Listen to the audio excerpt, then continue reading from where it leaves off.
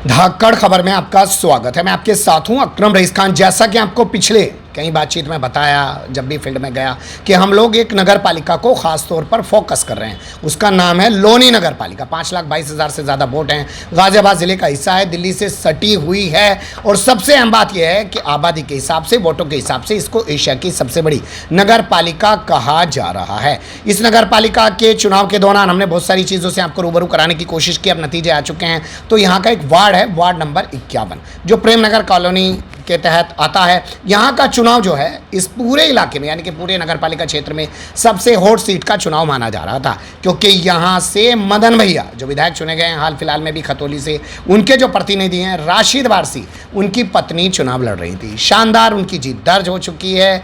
कैसे इस पूरे घटनाक्रम को जो घटा है, चुनाव लड़ा गया है, कैसे देखा और समझा जा सकता है। और जो शख्स पिछले 20-25 साल से अपने मोहल्ले के लिए काम करता आ रहा है, बिजली, नाली, पानी, खड़ंजा, वो अब सभासद पति बनने के बाद या सभासद प्रतिनिधि बनने के बाद किस तरीके से अपनी चीज़ों को आगे बढ़ाने की कोशिश करेगा, इन्हीं तमाम चीज़ों के आसपास अपनी बातचीत को रखने की कोशिश करेंगे। हमारे साथ हैं राशिद वारसी साहब।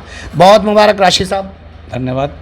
तो भाई जीत तो आखिर मिल गई है। अब तो जहां विधायक प्रतिनिधि थे वहां अब आपको ये भी कहना शुरू करना पड़ेगा कि सभासद प्रतिनिधि हो गए हैं, सभासद पति हो गए हैं। सबसे पहले हम सबका शुक्रिया अदा करते हैं, कॉलोनी वासी को, वार्ड वासियों को, लोनी वासियों को, और अपनी पार्टी को, राष्ट्रीय लोकदल को, गठबंधन को, समाजवादी पार्टी को, असपा को, और अपने आदर्श माननीय श्री मदन भैया को शुक्रिया अदा करते हैं। उन्होंने इस लायक चुना और इस कॉलोनी में उनके माध्यम से पब्लिक का मैंने बहुत काम कराया।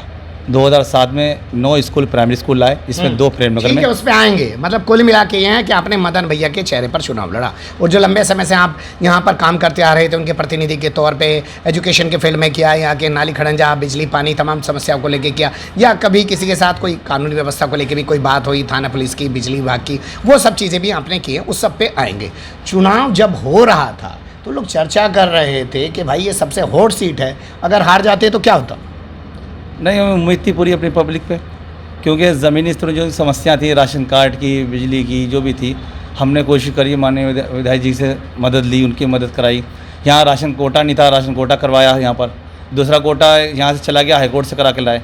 ऐसी स्कूल की प्रॉब्लम थी यहाँ पर, प्राइमरी की, वो उनके द्वारा लाए, उसमें दिक्कत बारात घर उनके द्वारा लाए। आपका ये कहना है कि जो 20-25 साल से पिछले लगातार मुसलसल आप लोग कर रहे थे, उसके नतीजे में आपको वोट मिला है, लोगों ने वोट दिया, हमें इतना प्यार दिया है कि मेरे पास भीड़ नहीं थी और हमको 5वें नंबर मान रहे थे, लेकिन हम घर घर। इसीलिए तो मैं सवाल पूछ रहा था कि भैया ना बिरयानी चल रही थी, ना कुछ चल रहा था, ना कोई ऑफिस बन रहा था, ना कुछ हो रहा था, लोग कह रहे थे चर्चा में ही नहीं। सिर्फ हमने कहा मुझसे 5 साल सेवा लो, हमारे पास खर्च करने को कुछ भी नहीं है। और हमने मुद्दों पे लड़ा। हमने आपके यहाँ कॉलोनी के अंदर सबसे बड़ी दिक्कत ये होती थी कि मकान नंबर, गली नंबर नहीं है। उस पर भी आएंगे, क्योंकि वो सवाल ऐसे हैं कि मैं चाहूँगा कि उन सवालों पे हर मोहल्ले के लोग गौर करें, क्योंकि जो इन्होंने पॉइंट्स उठाए हैं वो इस इलाके में एक बहुत बड़ी समस्या है। यहाँ बाज़ार में चले जाइए, बाज़ार में मार्केट का कोई नाम ही नहीं है, कोई दुकानों का कोई नंबर ही नहीं है। मोहल्ले में चले जाइए, गलियों का कोई नाम नहीं है, घरों का कोई नंबर नहीं। वो तमाम तरीके की दिक्कतें हैं, उन सब पे बात करेंगे और बातचीत भी इसीलिए हम लोग करने जा रहे हैं। लेकिन अभी फ़िलहाल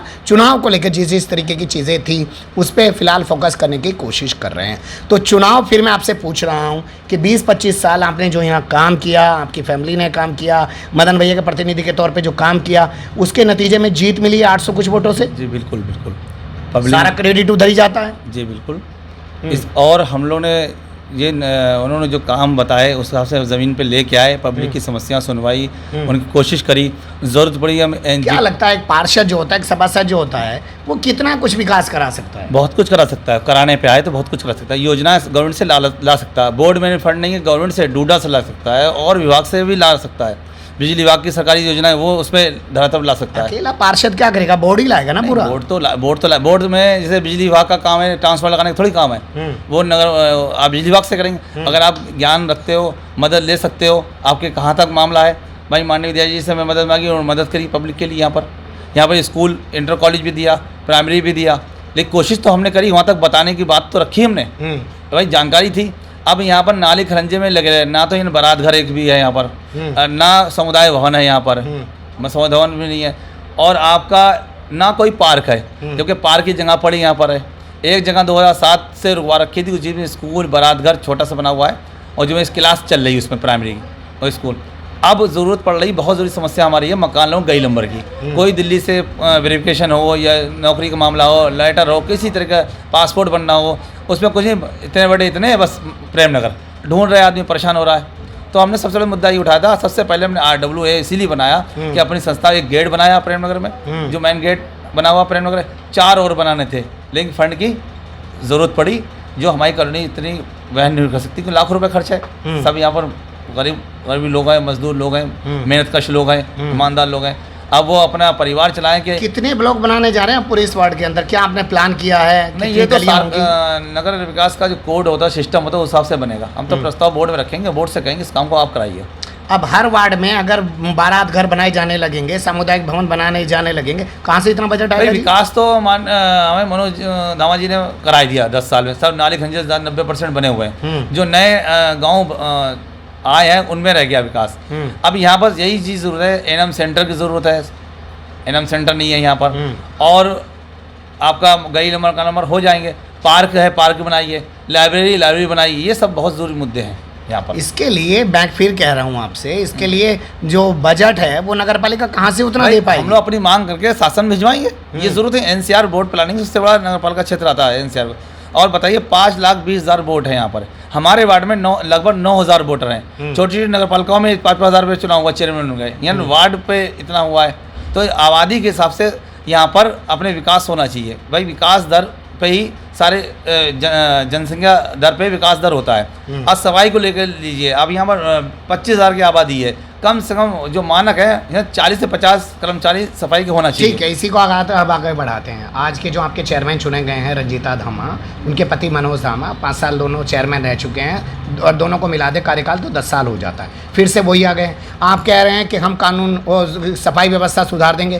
पहले से वही बैठे थे, अब वही बैठ गए हैं। अभी क्या सुरखाब के पर लग जाएंगे? कौन सी सफाई करा देंगे? भाई सफाई कंपनियाँ जो काम कर रही हैं वो भी आपको सारी पता है किसके माध्यम से चल रही, किसी। अब बोर्ड आया दूसरा नई तरीके, गठबंधन का आया है, ईमानदारी से काम होना है। पहले भी ईमानदारी से काम हुआ, लेकिन सफाई कर्मचारियों की कमी रही, जो मानक था वो पूरी नहीं मिल पाए। भाई यहाँ 30 आदमी चाहिए, 12 आदमी दे रखे हैं, कैसे काम हो जाएगा? भाई नगर पालिका के अंदर सफाई व्यवस्था का जो काम है नगर पालिका कराएगी, पार्षद का काम नहीं है गली गली जाके सफाई कराए। क्यों? सब लोग यूजर चार्जर दे रहे हैं, टैक्स दे रहे हैं, हर गली, हर मोहल्ले, हर उसमें सफाई होना चाहिए। मान लेते हैं आप तो बड़े पैमाने पे पूरे शहर को देखते हैं और शहर के सारे मुद्दों में आप इन्वॉल्व रहते हैं। अगर स्कूल सरकार ने बना दिया, वो नहीं चल रहे, उस पूरे मामले को लेकर आप हाई कोर्ट जाते हैं। कहीं पे कूड़े का ढेर लगाया जा रहा है नगर पालिका के जरिए और उसको डंप नहीं किया जा रहा है, उसको लेके आप NGT चले जाते हैं। तमाम तरीके की चीज़ें चलती रहती हैं। अधिकारियों अब मैं जानना चाहता हूँ उसमें जो कूड़े के ढेर लगाए जा रहे हैं, क्या उसका निस्तारण अब हो पाएगा? कुछ पहले अधिकारियों ने सुनवाई नहीं करी, बोर्ड की मानी नहीं, मनमानी करी। आपको सही बताएं, चेयरमैन महोदय लिखते लिखते थक लिए, लेकिन अधिकारियों से मनमानी ही रही। सरकार के ऐसे अधिकारी बिठा दिए गए जो अपने ऊपर रसूख वाले थे, सुनते ही नहीं थे, करोड़ों घोटाले करके अधिकारी चले गए। आपका जो अभी नया बोर्ड बना है, रंजीता धामा के नेतृत्व में बन गया, मान लीजिए महागठबंधन का जो है उसमें पूरा का पूरा क्रेडिट जा रहा है। आप भी महागठबंधन के जो है चुनाव चिन्ह पे ही जीत के आए हैं। लगता है आपको बोर्ड चलेगा आपका? हाँ, बोर्ड क्यों नहीं चलेगा? चलेगा। DM को अधिकार है, जब चाहे वो किसी चेयरमैन का बस्ता दर्ज कर दे। नियम अनुसार चलाएंगे, क्यों नहीं चलेगा? नियम से चलेगा ना। हाँ, बिना नियम थोड़ी चलता बोर्ड। नियम से चलेगा। बोर्ड सब प्रस्ताव करेंगे। सरकार बीजेपी की, विधायक बीजेपी का ना चलने दे और 2 मिनट में सस्पेंड करा के आपके चेयरमैन को घर भेज दे, वो तो अलग मुद्दा हो गया। जबरदस्ती थोप दो, अलग चीज़ है। लेकिन हम उम्मीद ये है कि बोर्ड बहुत प्यार से चलेगा, जो ज़रूरत है सबकी वो पूरी होंगी, सभी की, और लगता है भेदभाव नहीं होगा। लोग कह रहे हैं, चर्चा हो रही है शहर में कि टकराव की एक स्थिति रहेगी, क्योंकि जब भाजपा में रहते हुए विधायक ने बैंड बजाए रखी चेयरमैन की, भाजपा की, और अब तो वो चेयरमैन जो है महागठबंधन का राजनीति अपना मूछ की लड़ाई थी कि हम बड़े। अब नहीं है वो, अब है बस विपक्ष का मामला। अच्छा, अब वो एक ही पार्टी में थे, कोई बोलता ही नहीं था। अब ईमानदारी से काम होगा, और जो बोर्ड आया हमारा, सब विकास की तरफ जाएंगे और भाईचारे से काम लेंगे। कोई बैठ के बात होगी या बस वही टेंडर कर दिया, इस गली को ऊंचा बना दिया, उस गली को नीचा बना दिया, और बस चल रहा है जो चल रहा है? देखिए, हमारे नगर पालिका में स्टाफ की बहुत कमी रही, बहुत ही कमी रही है। सब आउटसोर्स काम करे, सबसे बड़ी दिक्कत ये होगी आउटसोर्स से। क्या करेंगे चेयरमैन जब आउटसोर्स, प्राइवेट आदमी लगे हुए हैं, उनकी जिम्मेदारी तो नहीं हो पाई।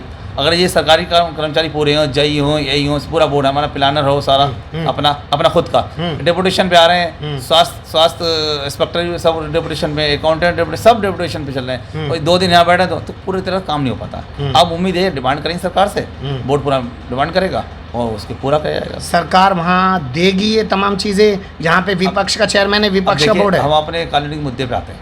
अब बोर्ड जो करना है, बोर्ड का चेयरमैन से आप बात कीजिए, वो क्या करेंगे क्या नहीं करेंगे। भाई बोर्ड चलेगा तभी तो हम मोहल्ले में भी कुछ करा हम पाओगे अपने ना। यहाँ की जो डिमांड है वो रखेंगे और अपने यहाँ काम करा के लाएंगे। तो आपका जो मुद्दा है कि आप यहाँ बारात घर देंगे, सामुदायिक भवन देंगे, पार्क बनाएंगे, कॉलोनी का पूरा एक तरीके से पूरा जो क्या बोल सकते हैं उसका जो पूरा विकास करेंगे। विकास कराएंगे, या जो भी गलियों के, मोहल्लों के, ब्लॉक के नाम देंगे, ये तमाम तरीके की चीज़ें करेंगे। नगर विकास का जो नियम ये आपका मुद्दा है ना? जी मुद्दा। इसके अलावा क्या मुद्दा है? इसका मुद्दा यही है कि हमें जो हमारे पानी की व्यवस्था बहुत ख़राब है, हो गई अब तो पानी जिन लोगों ने फैक्ट्री आसपास फैक्ट्री और नीचे उतार दिया है, पानी अब ऊपर 1500-1600 TDS पानी है। सोचेंगे आपको RO फिल्टर पानी की व्यवस्था कराई जाए, क्यों RO फिल्टर प्राइवेट चल रहे हैं, अच्छे पानी नहीं मिल पा रहा है यहाँ पर। तो कितना RO लगा देंगे, कितना ऐसा प्लांट? अब गवर्नमेंट चाहेगी तो आप गंगा जल की व्यवस्था कराएगी। गवर्नमेंट चाहे तो सब कुछ कर सकती है और प्लानिंग चल भी रही है। लोनी के लिए प्रस्ताव गए हुए भी है, अगर वो आते हैं लोनी को वालों को पानी अच्छा मिलेगा, कॉलोनी को पानी अच्छा मिलेगा। और ये मुद्दे हैं और हमारा ये नाली खरंजे तो अपने ये तो चलता ही रहता है, इंटरलॉकिंग तो हो ही गए। नाली खड़ंजा तो बनता रहता है, टूटता रहता है, लेकिन एक कंक्रीट जो विकास होता है, जो दिखाई देना चाहिए बिल्डिंग के शक्ल में, कि भाई कोई स्कूल बना दिया, कोई क्या नाम है अपने सामुदायिक भवन बना दिया, कोई शेल्टर होम बना दिया, या इस तरीके की तमाम चीज़ें, कोई पार्क बना दिया, लाइब्रेरी बना दी, ये तमाम चीज़ों का अभाव है इस क्षेत्र में। दिल्ली से सटा हुआ ज़रूर है, लेकिन अगर आप यहाँ की गलियों में घूमेंगे तो आपको ऐसा लगेगा जैसे दिल्ली से कहीं सैकड़ों मील दूर चले गए हों। जैसा मेवात का इलाका दिखाई देता है ना, वैसा ही हाल यहाँ का है। देखते हैं क्या सूरत बदलती है इस बार, संघर्ष की स्थिति रहती है भाजपा और महागठबंधन के बीच, या अलग अलग होने की वजह से यहाँ विकास हो पाता है। आप बने रहिएगा धाकड़ खबर के साथ। फिलहाल अभी मुझे दें इजाज़त।